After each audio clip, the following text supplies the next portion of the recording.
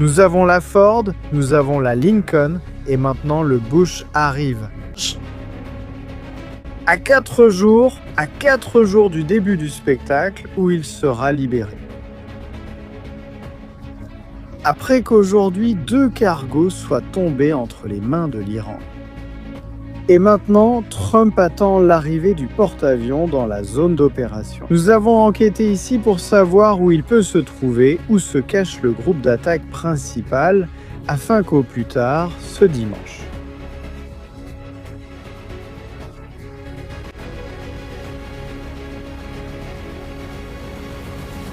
que la guerre recommence, famille, vos likes, vos commentaires et stratégie militaire. C'est parti!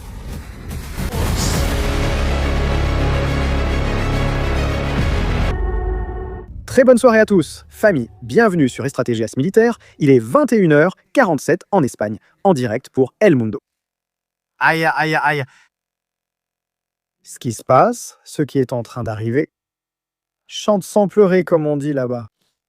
Remarquez que, coïncidence ou pas, ce cessez-le-feu illimité durera jusqu'à ce que l'Iran règle ses affaires mentales, ce qui n'arrivera pas. Nous allons maintenant vous raconter ce qui se passe en Iran grâce à des informations vérifiées. Il se trouve que cela coïncide avec une date qu'on a communiquée aujourd'hui à Israël, à savoir que dimanche est le délai maximal, la limite, pour que l'Iran mette fin à cette histoire. Et sinon, on part en guerre ?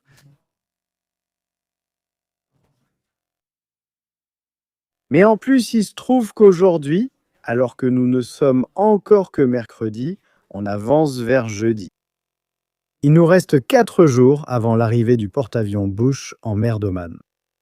Quelle coïncidence, n'est-ce pas? C'est une pure coïncidence, ces choses qui arrivent, puis on se rend compte que tout a un sens. Donald Trump a fait des déclarations sur les 2 navires saisis par l'Iran. Il a dit certaines choses et on va voir ça maintenant. La Maison-Blanche a communiqué et en plus des choses sont arrivées à Ben Gourion, en Israël.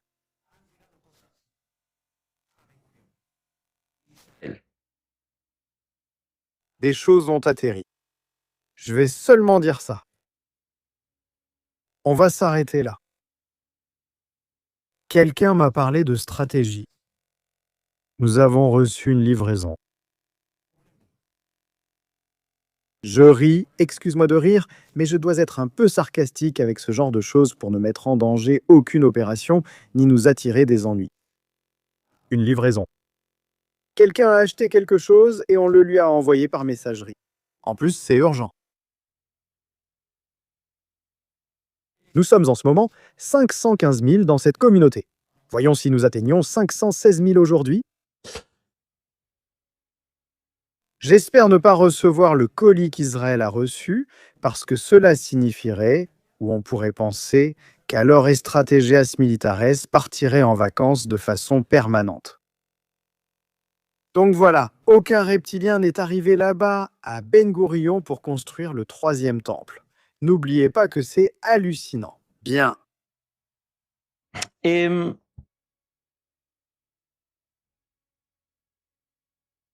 Le cessez-le-feu au Liban est sur le point d'être rompu et on aura dit que le cessez-le-feu ne tient plus, que c'est une stupidité, une perte de temps. Israël veut se réunir et le Liban veut se réunir pour débattre de la façon dont ils vont en finir ensemble avec le Hezbollah. Le Hezbollah voit cela comme une menace globale, donc il lance donc des drones et tire des choses depuis ce matin et il y a une menace que cela puisse éclater à tout moment. Oui, c'est ça. Si ça tient jusqu'à dimanche, ce sera un miracle dans tous les sens du terme. Je pense qu'à partir du week-end, ça va recommencer. À s'embraser de plus belle et de façon très intense. On comprend maintenant pourquoi cette histoire de 2 semaines, puis encore 2, puis quelques jours de plus. Toute la logistique prévue au départ n'était pas en place. Le fait que l'Iran conserve encore une partie de sa capacité militaire navale, qu'il conserve de plus de 50% de leurs missiles balistiques, cela exige de recalculer la dimension de l'opération. L'opération avait commencé avec une idée claire. On vise la tête, on élimine la direction, on élimine l'ayatollah, on élimine tout le monde, et que celui qui viendra ensuite pour prendre la relève vienne s'asseoir avec nous pour négocier.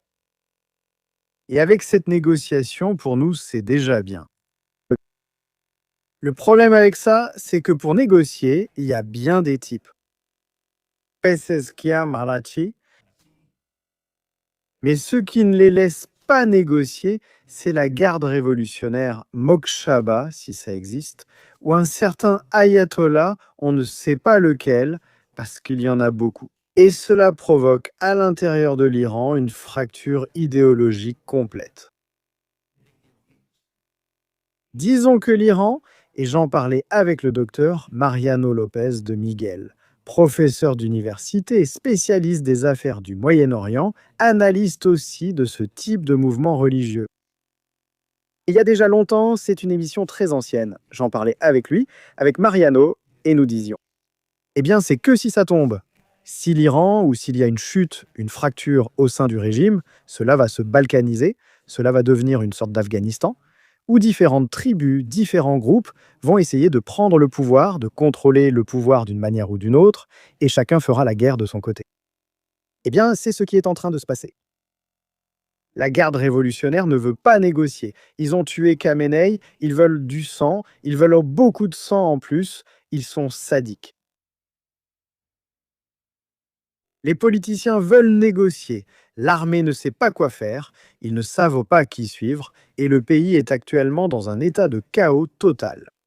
Au niveau économique, juste pour vous donner des chiffres, en ce moment, ils n'ont pratiquement pas d'argent pour payer les salaires des fonctionnaires. C'est-à-dire les Bassidjis, la garde révolutionnaire, l'armée. C'est précisément pour cela qu'aujourd'hui, ils ont attaqué 2 navires pour essayer de mettre la pression d'une manière ou d'une autre. Les 2 navires attaqués aujourd'hui, c'est une nouvelle information qui arrive. L'avaient fait sans l'escorte des États-Unis d'Amérique, à leur propre risque et péril.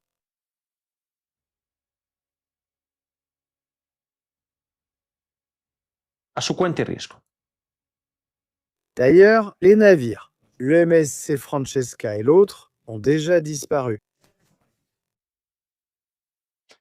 Dans l'émission précédente, on disait qu'ils avaient laissé là une sorte de leurre, que depuis 5 heures, aucune position du Francesca, ni de son compagnon de voyage de la même compagnie maritime n'est disponible. Cependant, juste à proximité d'eux ou de cette position où ils se trouvaient. En ce moment même, l'Ascanio est en train de traverser un cargo qui vient de Bandar Imam Khomeini, du port de chargement. Quel est le port de chargement? Ils ont coupé le GPS, mais le port de chargement est dans cette zone.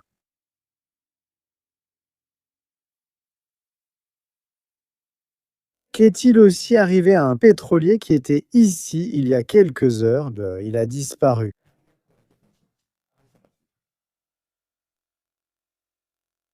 Il a disparu. Il n'est plus là-bas. Ils l'ont coupé, ils ont éteint pour qu'il ait une chance de traverser. Qu'est-ce que cela signifie? Que l'Iran est si désespéré qu'il doit sans cesse envoyer des navires et pétroliers, espérant qu'un réussisse à passer. Si on part de cette base, c'est qu'ils ont un sérieux problème économique. S'ils pouvaient supporter un blocus sans mettre en danger leurs navires remplis de pétrole, ils le feraient. C'est pourquoi, voilà la stratégie. La stratégie de Donald Trump fonctionne très bien. Ce qui ne fonctionne pas, c'est que ces vedettes, celles qui harcèlent tous les navires, puissent en ce moment se promener librement.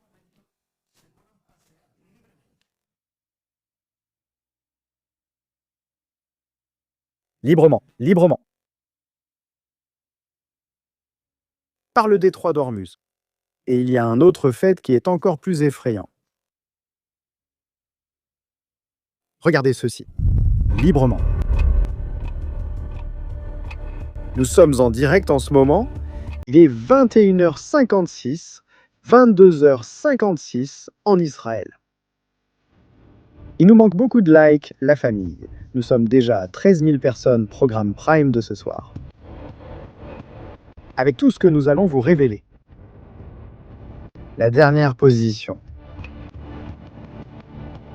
du navire attaqué aujourd'hui. Epaminondas.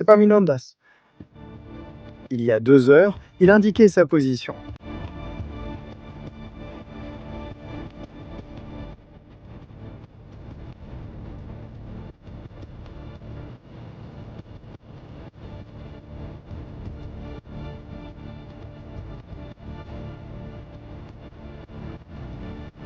Mauvaise nouvelle.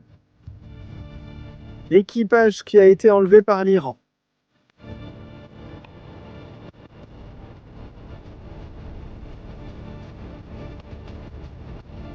Qui au début sont restés des heures à cet endroit.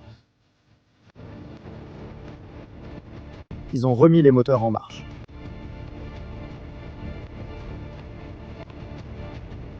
Et ils se dirigent vers le nord, en direction de Bandar Abbas. Ils sont en ce moment en haute mer. Ils sont escortés à la prison de Bandar Abbas. Pourquoi la prison? Vous comprendrez vite.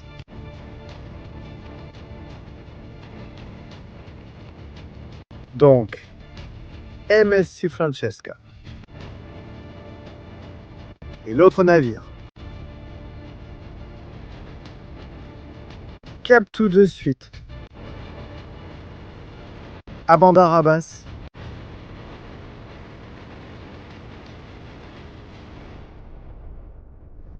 Pourquoi la situation est-elle grave? Pourquoi ai-je appelé cela la prison? Je veux vous montrer quelque chose. Nous allons sur Google Maps. Google. Et nous allons regarder quelque chose par ici.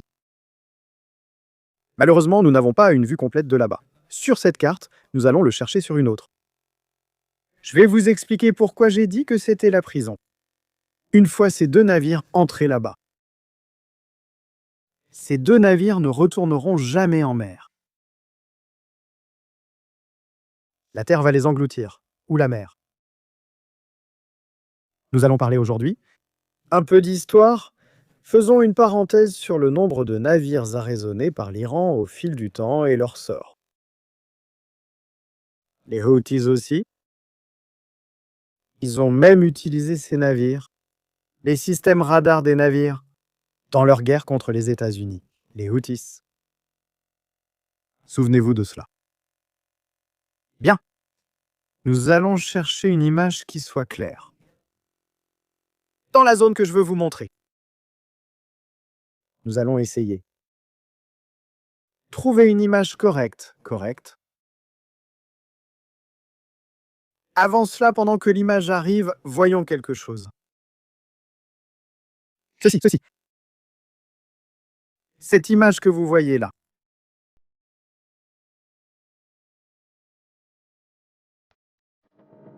Ce sont les 8 navires qui ont été attaqués par l'Iran ou par les Houthis.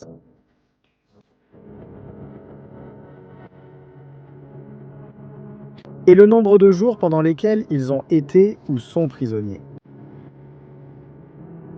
L'Ariane. 30 octobre 2022, 1270 jours. La dernière fois qu'on l'a vu, c'était le 17 mars 2026.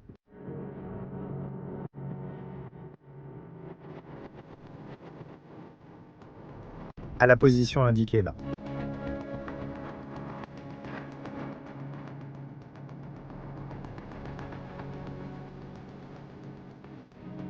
Nare. 11 mars 2026, 42 jours.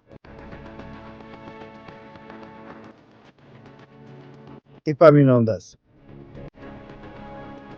Premier jour, aujourd'hui. 22 avril 2026. Emissary. Préfet. 2 mars 2024. 739. 739 jours.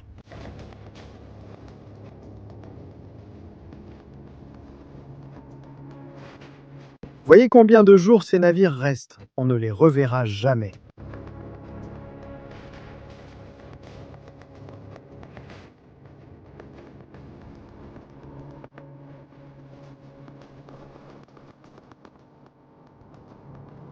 Incroyable.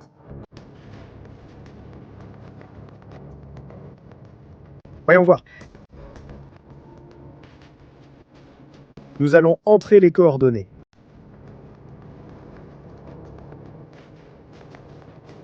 Parce qu'on va aller les chercher.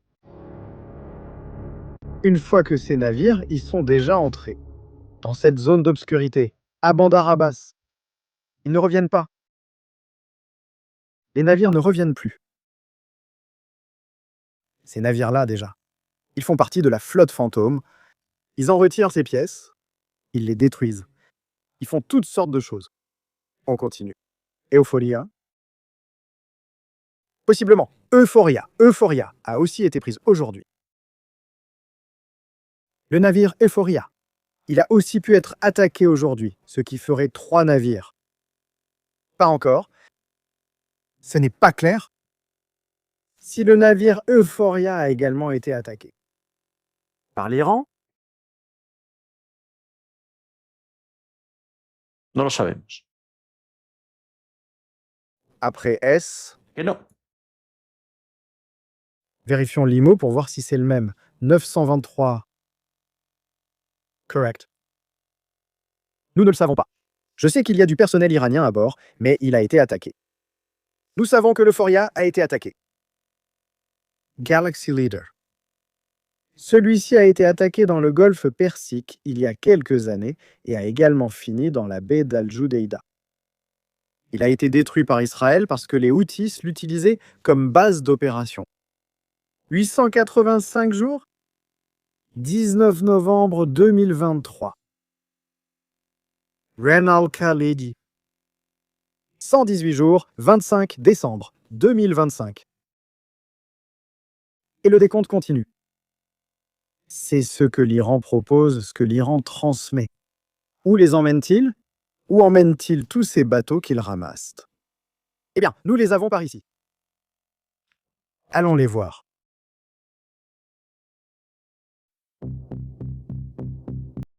Tous ces navires qui sont arraisonnés finissent ancrés dans cette zone, l'Iran.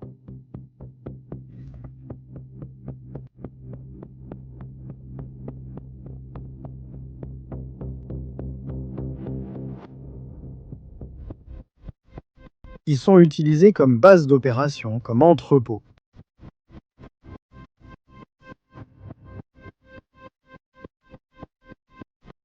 Ou des endroits où ils peuvent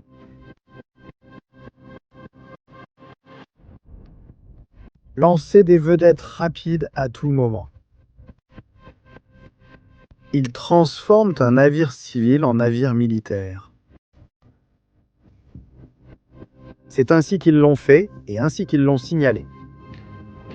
Israël a dit aux États-Unis d'Amérique que les Houthis utilisaient les systèmes radars du Galaxy Leader pour lancer des attaques. Contre les États-Unis d'Amérique, contre les navires des États-Unis d'Amérique et les navires marchands en mer Rouge. Maintenant, tous les systèmes de radar que possèdent ces navires, tous sans exception, ils passeront pour rejoindre la garde révolutionnaire, une façon de récupérer les navires perdus.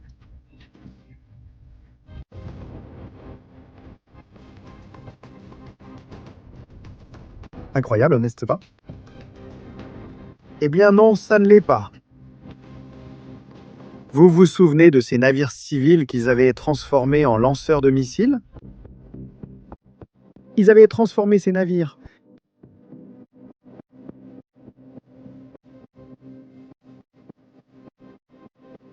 En porte-drone? Eh bien, avec ceci, ils vont faire la même chose. L'Iran doit maintenant reconstituer une flotte et il va le faire aux dépens de navires civils qu'il va intercepter dans le détroit d'Ormuz. Du moins, c'est ce qu'il pense. Mais qu'a dit Donald J. Trump?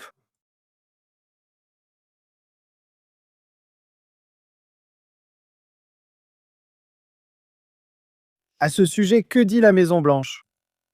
Cette information est importante. Cette donnée peut nous fournir des informations très intéressantes. De ce que pense réellement la Maison-Blanche de ces arraisonnements en pleine mer. Nous allons voir si Donald Trump trouve cela amusant, si cela ne lui plaît pas, ou s'il pense qu'il y a mieux que cela.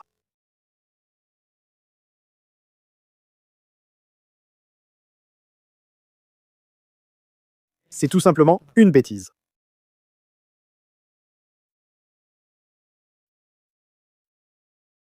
Voyons cela. Nous y voilà. Le voilà. About these ships that Iran seized. We're continuing to get reporting. Merci.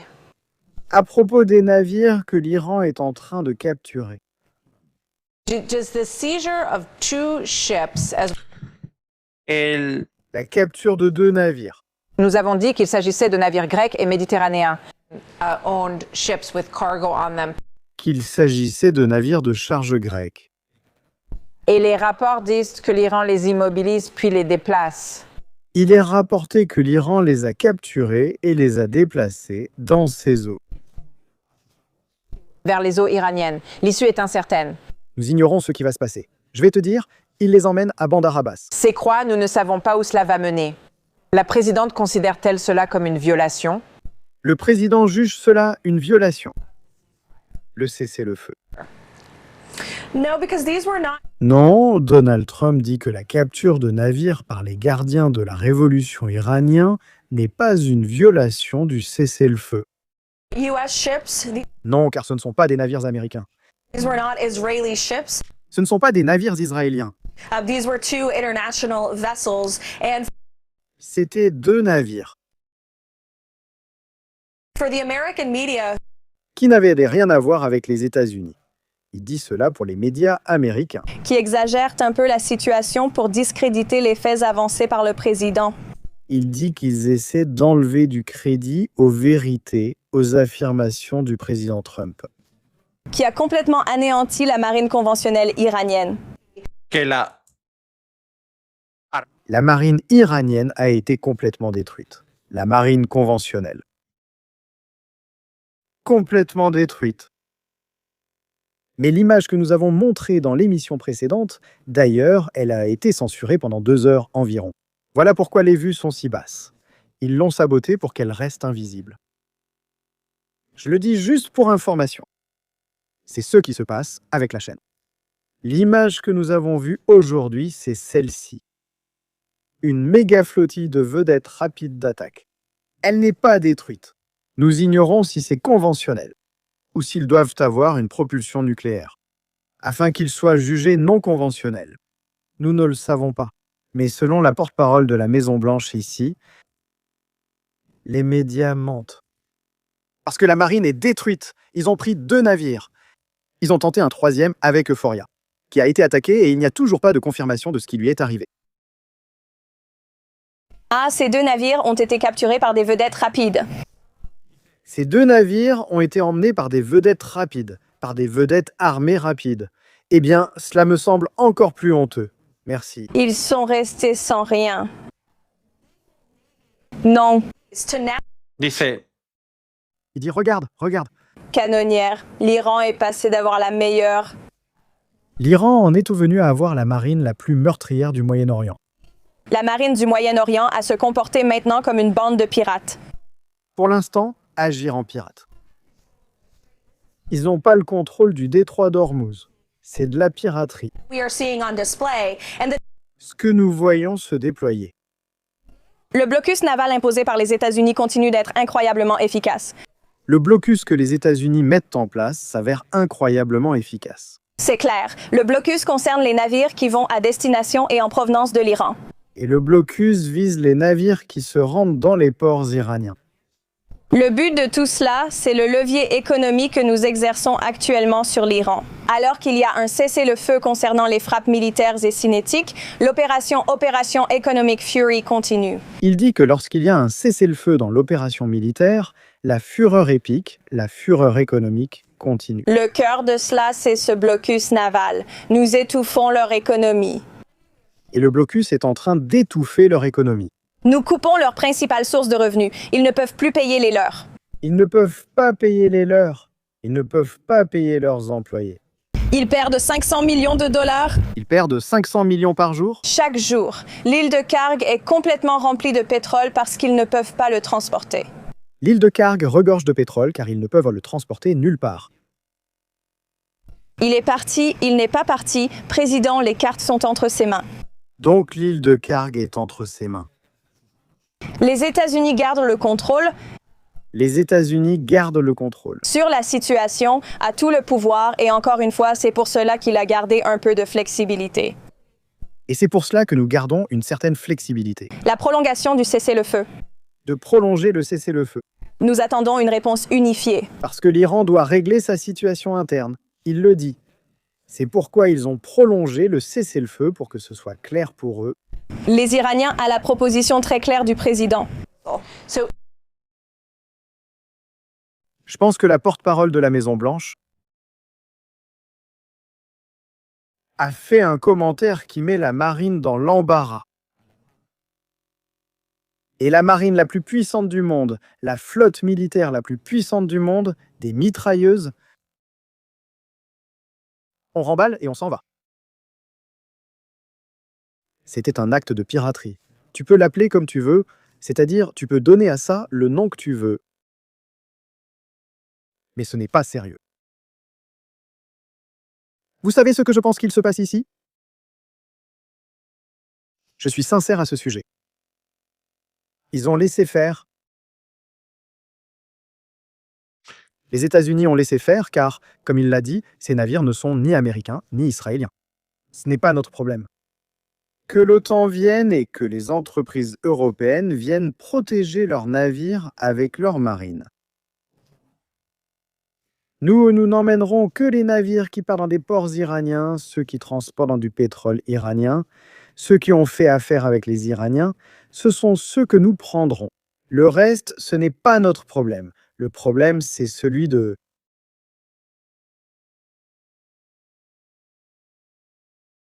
du pays.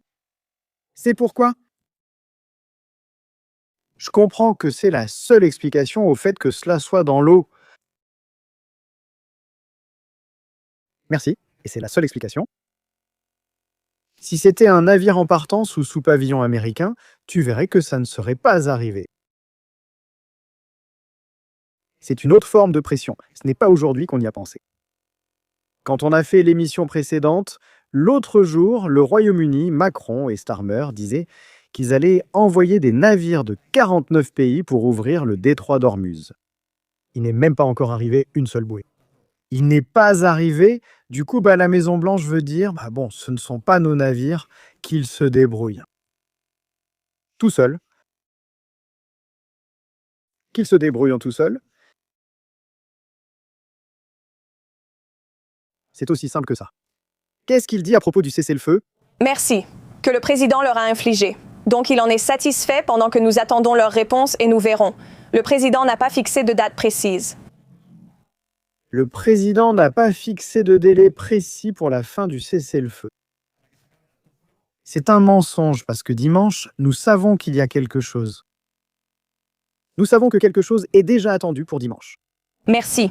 Pour recevoir une proposition, contrairement à certains des rapports que j'ai vus aujourd'hui, dernièrement, la ligne sera dictée par le commandant en chef et le président des États-Unis. Et les délais seront fixés par le président des États-Unis d'Amérique, qui est le commandant en chef. Point final.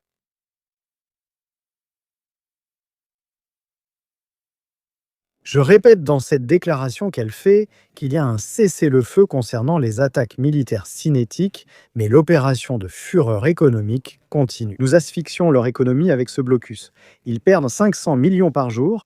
Les États-Unis contrôlent la situation en influençant le régime iranien. Affaiblis et anéantis militairement, ils subissent aussi des pertes économiques et financières continues à cause du blocus. C'est ce qu'il dit. L'Iran est partagé entre pragmatique et faucon et ne peut offrir de réponse unifiée. Donald Trump a prolongé le cessez-le-feu, mais le blocus naval demeure. L'Iran perd 500 millions, je le répète. L'île de Car est saturée. Ils ne peuvent ni déplacer le pétrole, ni payer les leurs. Aucune date limite pour la proposition iranienne. Le commandant en chef fixera le calendrier. La Maison-Blanche nie que dimanche soit la date limite. D'accord ? Selon Canal 12 en Israël, Donald Trump a fixé un nouveau délai pour que l'Iran présente une proposition unifiée d'ici dimanche. Le porte-avions arrive ce week-end. Nous allons voir.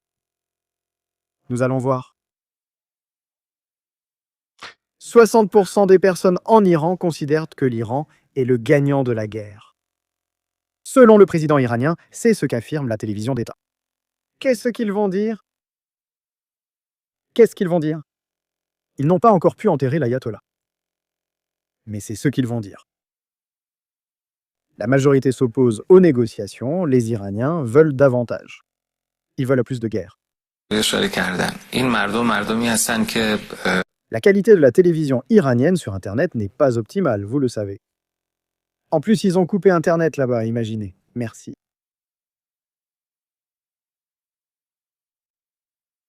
Un journaliste dit à Catherine que la guerre a déjà duré plus longtemps que ce qui avait été annoncé. Que répond-elle ? Que répond la Maison-Blanche si on lui dit « Cette guerre dure plus longtemps que vous ne l'aviez dit ».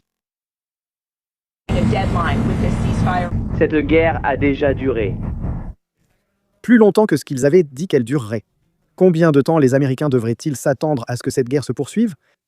La porte-parole de la Maison-Blanche, Caroline Leavitt. Le président Trump fixera finalement le calendrier quand il jugera que c'est dans l'intérêt des États-Unis et des Américains. La guerre durera aussi longtemps que nécessaire. Aussi longtemps qu'il le faudra. Qu'il le faudra.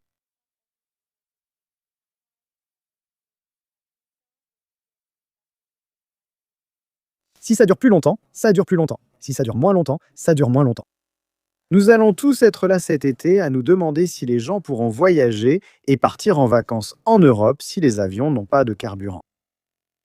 Par exemple.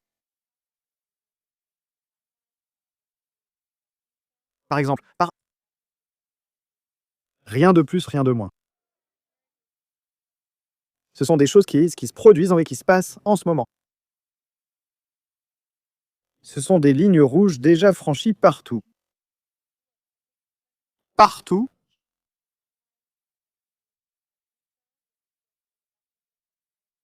Maintenant, ce qui se passe est grave. Très grave. Au fait, je crois qu'une vidéo de mon ami, le docteur Gattel, a été censurée. Nous parlerons avec lui plus tard pour voir ce qui s'est passé. Je le dis, il signale.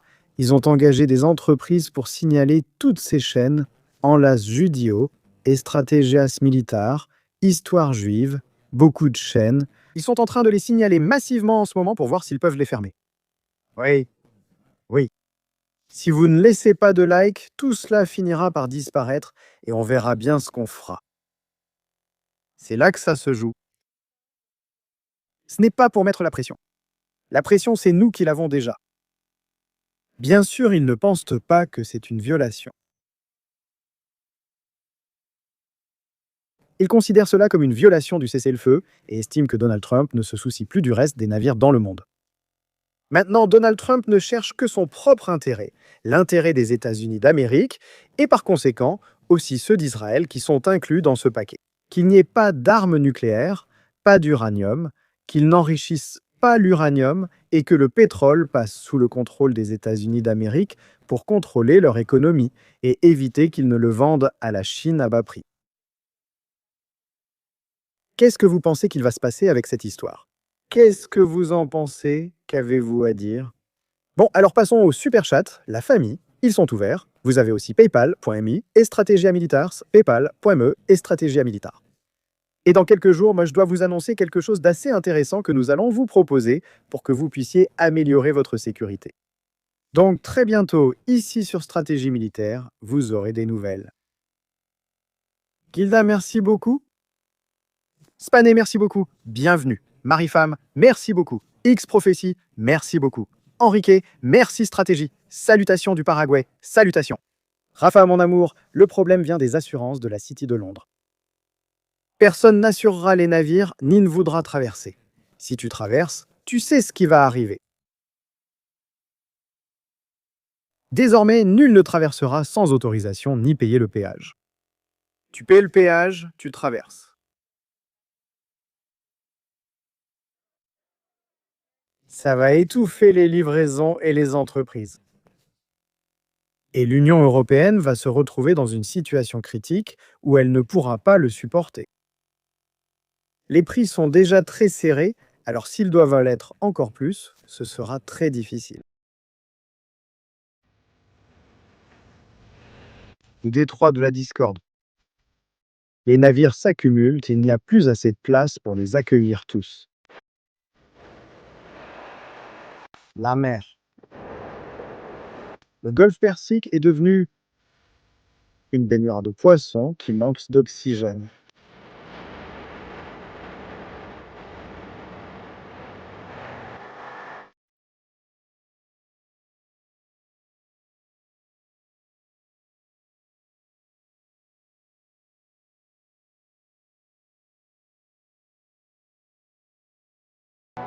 Un nouveau pétrolier est apparu. Oh. Ouma est en train de charger sur l'île de Cap. Ouma charge du pétrole sur l'île de Cap.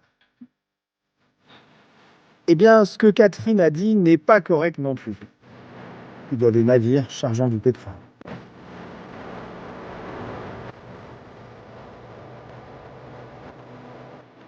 Quelques 2 millions de barils vont être chargés.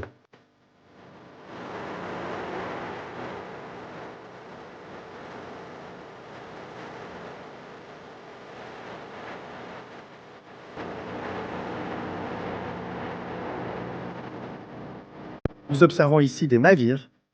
Nous observons ici des navires qui sont actuellement bloqués. J'insiste, en ce moment même, il y a un pétrolier en train de charger à quart. Bridge Starwick est toujours là-bas. Ancré.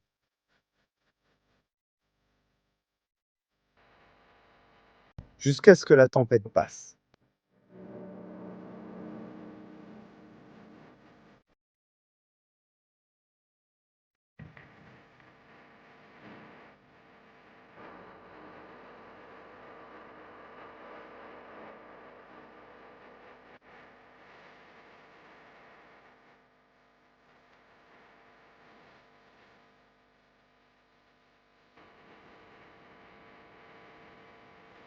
Et quelque chose a dû arriver aussi à ce navire, Pacific Explorer. Il est monté, il est descendu et maintenant il se dirige aussi vers Bandar Abbas.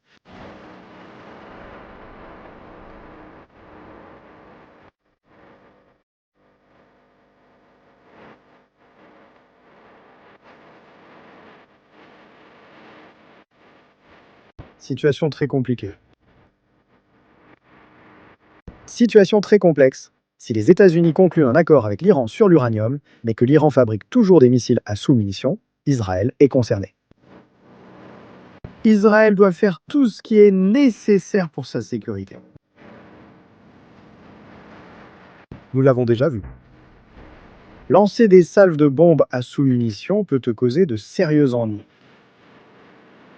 Dans l'une d'elles, il peut y avoir une surprise. On ne peut pas permettre ça.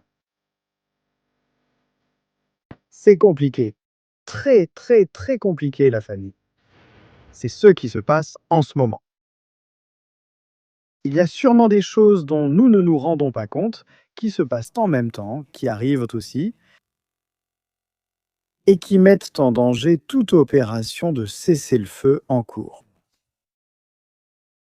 Malgré tout, Donald Trump a publié quelque chose que nous devrions peut-être célébrer, ou peut-être pas, puisque nous ne savons pas si cela se produira ou non. Mais Donald Trump dit ce qui suit. Vous vous souvenez des filles qui vont être exécutées, n'est-ce pas? Des gourous affirment déjà que ces photos sont générées par l'IA et que les filles n'existent pas. Très bonne nouvelle. On m'a informé que les 8 femmes qui protestaient, qui devaient être exécutées ce soir en Iran, ne seront pas tuées. 4 vont être libérées immédiatement et 4 d'entre elles seront condamnées à 1 mois de prison. J'apprécie beaucoup cela de la part de l'Iran, de ses dirigeants qui respectent ma demande en tant que président des États-Unis.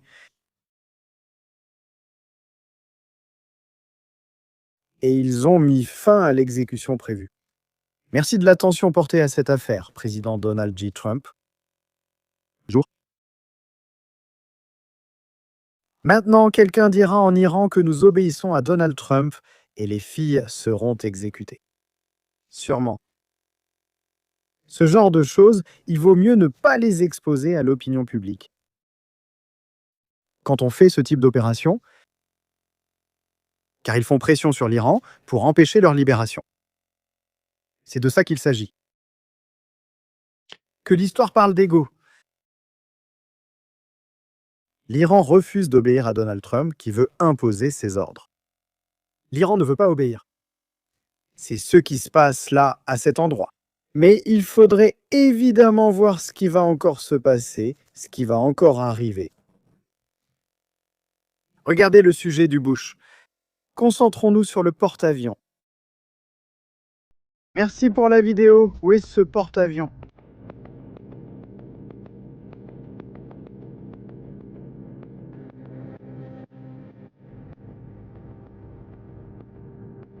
Voici l'itinéraire qu'a suivi le Bush.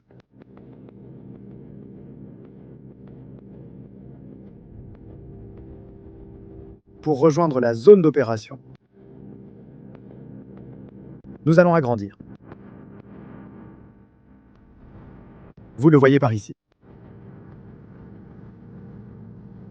Le Bush est en ce moment à 4 jours d'arriver dans la zone d'opération. Il serait à l'est de Madagascar, dans la zone des Seychelles. Ce serait par là.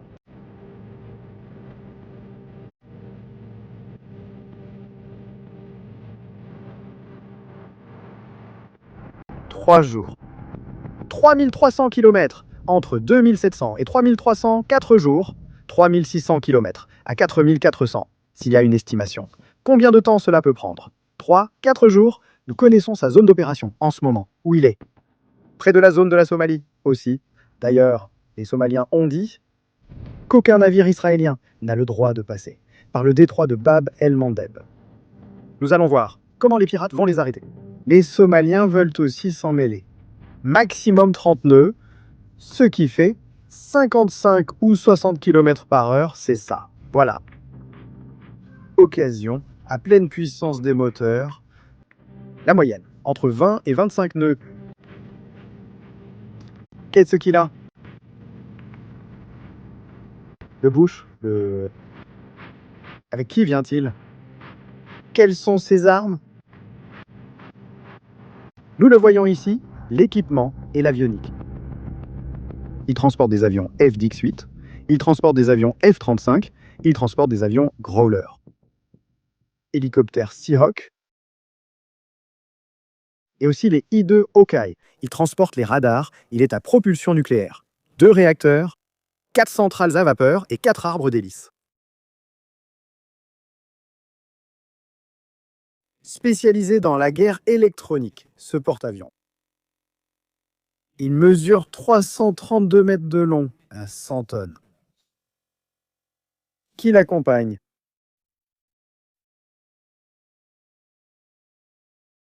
Eh bien, tout ça, tout ce que nous voyons ici, c'est le groupe de combat du Bush. Tout ça qu'on voit là-bas. Nous avons croiseur lance-missiles, destroyer. Lance-missiles de la classe Harley Burke. Ceux-là, nous en avons quelques-uns, navires de ravitaillement, sous-marins d'attaque, USS Delaware. C'est celui qui est associé à ce navire.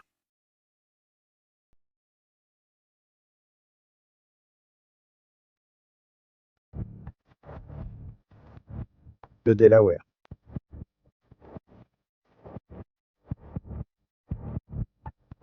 Qu'est-ce qu'on a d'autre? Ils assurent des missions d'escorte de combat, soutien logistique, guerre sous-marine et l'aile embarquée, ce qui le rend létal. Normalement, ce que nous voyons dans ces déploiements, c'est de 3 à 4 destroyers.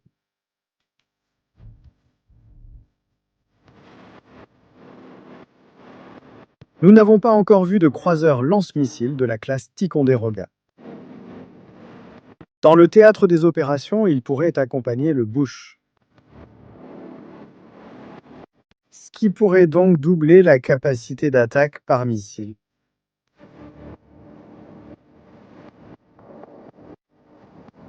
Équipage: 300 sur le Ticonderoga, environ 300 à bord d'un Harley Burke. Plus de 5000 sur le porte-avions.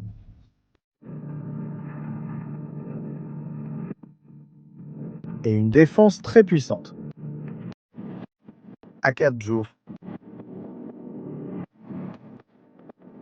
À 4 jours d'atteindre la mer d'Oman. Et que Donald Trump commence à donner des instructions sur ce qu'il veut vraiment faire. Il aura des options.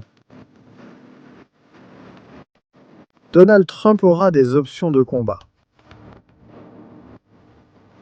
Contre l'Iran. Situation en ce moment dans le ciel. Ça n'a pas changé. En ce moment, patrouille aérienne au-dessus du détroit d'Ormuz. Patrouille au-dessus de l'Arabie Saoudite. Par ici, du côté d'Israël et de la Jordanie, des avions C-17 qui transportent du matériel, qui tombent ensuite et font boum. Beaucoup de matériel arrive dans la région. Qu'en est-il de Cuba? Eh bien, Cuba en ce moment.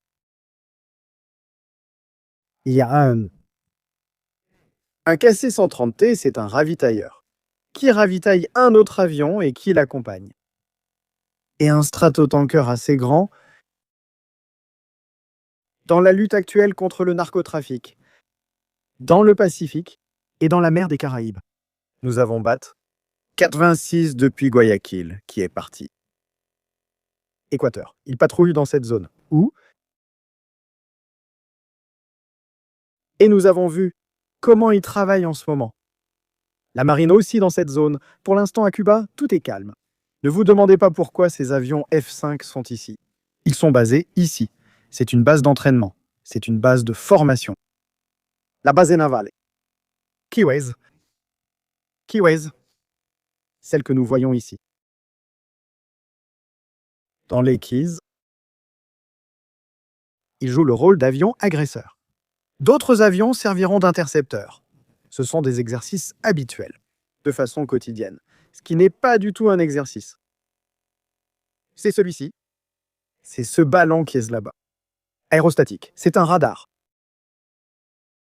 Il est placé là, stratégiquement, pour couvrir toute la zone de la Havane. La zone de Cuba.